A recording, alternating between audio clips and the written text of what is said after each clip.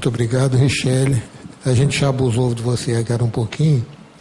Como está na moda abusar das mulheres e depois desmentir o número, a gente vai desmentir isso que tem muita gente querendo falar. Dá para ligar a luz aqui de cima agora? Na verdade, eu tinha tanta coisa para falar aqui que, juntando com isso, mas eu gostaria de... Hein? Perdão, é porque eu não estou conseguindo ler aqui, mas me viram aqui. A questão do transporte de ônibus no Rio é muito... o percentual de passageiros que se transporta no Rio talvez seja das grandes cidades do mundo um dos maiores em relação ao transporte de alta capacidade. Então, isso está criando, junto com a quantidade de automóveis que tem na cidade, um engarrafamento permanente, porque nós temos 90% da frota de ônibus, que na verdade não são ônibus, são caminhões encarroçados. Os ônibus de entrada baixa que tem, vamos dizer, um conforto para as pessoas, projetados como ônibus, são mais ou menos 10%, nós temos da frota atualmente, não é isso? Então, isso é uma coisa flagrante, essa diferença. E o que está acontecendo? Todo mundo que pode comprar um carro, compra um carro, porque o carro, por mais engarrafado que esteja, ele acaba sendo, pelo menos você está ouvindo a sua música, alguns carros com ar-condicionado, nem todos, eu estou falando mais da população que está ascendendo agora a famosa classe emergente que tem isso. Então, a gente tem uma quantidade de engarrafamento brutal e os ônibus fazem parte desse engarrafamento, disputando com vantagem, mas chegando ali na frente e parando do mesmo jeito. Então, a gente tem uma posição muito complicada de trânsito no Rio, que, na minha opinião, você só resolve botando trilho. Mas a gente não faz um metrô em uma semana, como também não faz um BRT em uma semana. Então, essa questão de ônibus, você pode resolver primeiramente com a questão da integração. Mas no Rio nós temos uma questão, uma integração muito complicada. Você não pode pegar um ônibus e um trem, um ônibus municipal e um trem, porque você não tem como integrar isso numa tarifa normal. Você tem uma integração do ônibus intermunicipal com os outros modais municipais, como trem, metrô e barca, que tem uma coisa, nisso aí eu já acrescento uma pergunta. A tarifa social é paga pelo usuário, mas a companhia de ônibus e trem recebe o valor total da tarifa. Se eu não estou errado, você me corrija, por favor.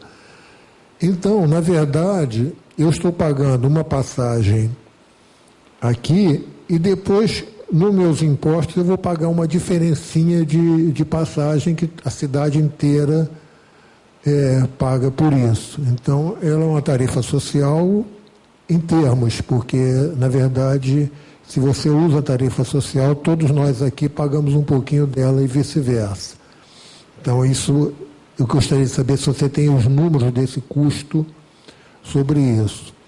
E umas perguntas que as pessoas fazem também, que é o seguinte... Posso responder nosso povo? Pode ir respondendo, por favor. E se alguém quiser acrescentar alguma pergunta também, eu não sou o dono do microfone, não, apenas estou com ele na mão, tá? Mas tem que, se pudesse, não sei se tem outro microfone disponível para ficar rodando aí. Ou então eu pego o fixo aqui e...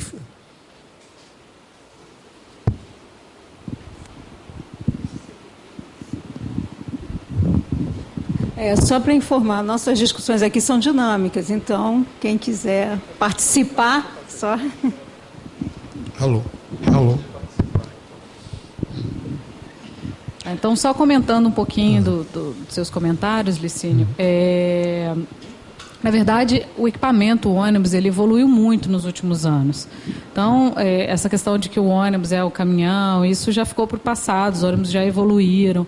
Temos ônibus piso baixo, sim, mas a cidade não nos deixa ter ônibus piso baixo para todos os itinerários. Tem uma série de itinerários que hoje não permite que eu tenha um piso baixo. A própria infraestrutura da via, buraco, na Baixada tem uma série de vias que nem asfaltadas são. Então, a cidade não nos permite que tenha para todos os cantos ônibus de piso baixo. Quantos por cento da cidade não permite essa? Eu posso te dizer que mais de 50%. Se a gente for levantar mesmo todos os pontos, mais de 50%. Porque, às vezes, a linha passa por uma via expressa, mas ela sempre tem algum ponto que ela não poderia, que o ônibus ficaria entalado, digamos assim. E outro fator bem importante do congestionamento, vale a pena lembrar que um dos fatores principais que a gente vê de política, desde que eu entendo por gente, é a política federal e nacional de incentivo ao automóvel. E aí o uso do automóvel não é só pela qualidade do transporte. O uso do automóvel hoje no país é status, é muito bom você ter carro. E aí eu lembro, ano passado, com todas as manifestações, com a aclamação da rua, uma das frases que mais me chamou a atenção é que país rico não é aquele que o rico anda de carro, e sim que o pobre anda de carro. Não, que o rico anda de carro, e sim de transporte público. Então, na verdade, quando a gente enche a boca, né, para falar assim, quando eu vou para Paris eu ando de metrô, quando eu vou para Londres, em Londres, onde a gente tem a maior malha ferroviária do mundo, o maior metrô do mundo, o metrô mais antigo do mundo, a cidade é transportada, 60% da cidade é transportada por ônibus. E as pessoas não sabem disso. O sistema de transporte mas de ônibus confortáveis, né? São ônibus, mas transportam ônibus mesmo a malha ferroviária, porque o ônibus ele é mais flexível, ele integra ele leva as pessoas mais lugares mais flexíveis do que a malha ferroviária. Não quer dizer que um é melhor que o outro. Todos eles têm o seu papel. Isso a gente entende bem. A questão do transporte, não tem como eu dar qualidade, só qualidade, melhorando equipamento, melhorando o que seja, sem eu ter prioridade. O tempo hoje é a minha melhor qualidade. Se eu não tiver prioridade, se eu tiver no congestionamento, eu posso ter um ônibus com um garçom servindo água. Eu não vou dar qualidade para o usuário. Ele vai estar sentado, ele vai estar com a água gelada no ar-condicionado. Mas se ele tiver 3 horas no congestionamento, não é a qualidade que ele precisa. Eu preciso dar tempo. E tempo é qualidade, é priorização, é investimento. Investimento em infraestrutura. Então, quando a gente fala que as pessoas pensam em automóvel por causa da qualidade sim. Por quê? Porque eu preciso buscar prioridade para esse transporte. Uma vez que a gente tem uma cidade que seja toda priorizada, e aí a gente pensa no BRT, a gente vê uma luz no fim do túnel. Por quê? Porque é a primeira vez que se pensou que a gente pode investir em alguma coisa a curto prazo num preço muito menor. Ele é muito melhor do que o trem e o metrô? Não sei, mas ele foi o mais barato e foi viável da gente fazer nesse momento, a curto prazo. Será que a gente conseguiria fazer 160 quilômetros de metrô em 4, 5 anos? Talvez não, se a gente tem hoje menos de 50, em 35 anos de metrô. O investimento é muito maior. Então, o que eu acho é que a gente vive hoje num momento em que as deficiências são tamanhas de que a gente precisa de tudo. A gente precisa de trem, a gente precisa de metrô, a gente precisa de BRT, a gente precisa de sistema de baixa capacidade para levar nos locais onde só chega o sistema de baixa capacidade, e a gente precisa de ônibus sim, porque o ônibus ele é flexível e o BRT ele é tão flexível. O Transoeste, você vê, eu estava falando, ele tinha 3 serviços, hoje ele tem 11. Ele foi se adaptando à necessidade das pessoas. Então, no caso do metrô, você não pode retornar no Flamengo, mas na Glória você tem pista de retorno. Não, sim, eu falei um exemplo esporádico, não estou falando pela linha existente, né? Mas, assim, uma vez construído, fica muito mais difícil de você ter uma flexibilidade, como o BRT, que você consegue ter uma flexibilidade muito maior. Então, o que eu vejo hoje é que a gente precisa, sim, melhorar a qualidade. É aí que nós estamos pensando no sistema de informação para o usuário. Os ônibus todos da cidade do Rio de Janeiro estarão com ar-condicionado até em 2016. Isso é fato. Nenhum ônibus da cidade do Rio de Janeiro ônibus novo, entra na frota do Rio de Janeiro hoje sem estar com ar-condicionado. Porém, tudo isso é custo. A sociedade ou é o usuário que usa, que paga, ou é a sociedade que paga. Todos os sistemas de transporte do mundo são subsidiados, todos.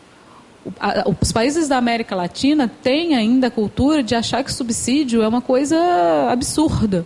E todos os países... Então, por exemplo, a tarifa que a gente paga em Londres, a tarifa que se paga em Paris, custa 30% do sistema. Os outros 70% são pagos pelo governo.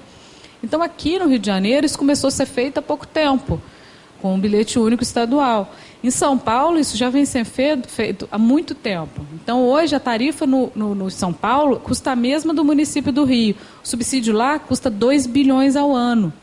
No Rio de Janeiro, não tem subsídio ao município do Rio de Janeiro. Então, eu não posso exigir, e lá, além do subsídio dos 2 bilhões, eles estão enxergando que eu preciso colocar a faixa exclusiva para a cidade inteira, para dar prioridade para esses ônibus andarem. Senão, esse custo de 2 bilhões ele vai custar 4 em pouquíssimo tempo. Mas lá eles agora estão implantando o bilhete mensal para você não usar isso. Existe esse planejamento desse bilhete mensal municipal e estadual no Rio de Janeiro? Existe sim.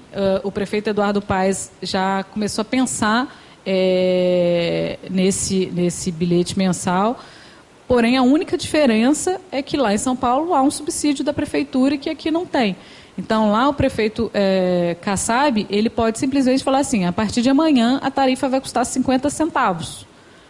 Não tem problema nenhum. O custo, quanto que é o custo por passageiro lá? Custa 2, a prefeitura vai pagar 1,50. A única diferença é que ele vai tirar de algum local que ele vai definir que esses 2 bilhões, em vez de 2 bilhões, vai passar a ser 4.